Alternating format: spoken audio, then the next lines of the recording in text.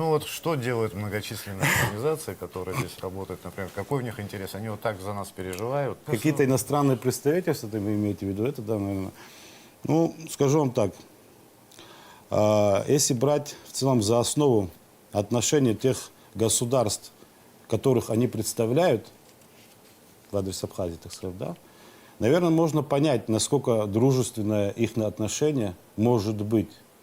Потому что, ну, понимаете, когда выделяются большие средства, наверное, под какие-то проекты интересны, Главный наверное, офис. тому государству, которое это выделяет. Или тем личностям, которые непосредственно участвуют в этих проектах.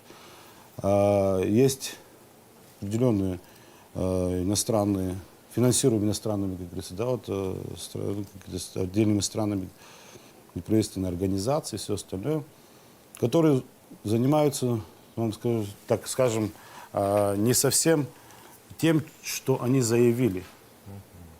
В том числе источники финансирования их, куда эти деньги направляются. Все это для нас очень интересно. И, как известно, у нас сейчас, в принципе, на завершающей стадии законопроект о неправительственных организациях, некоммерческих организациях на территории Республики Абхазия. И, там, в принципе, все прописано. То есть, как они должны действовать на территории Республики Абхазия. И, соответственно, То мы есть хотели... международные неправительственные организации вы имеете в виду? Да. И вот непосредственно много чего, то, что будет регламентировать их деятельность на территории Республики Абхазия.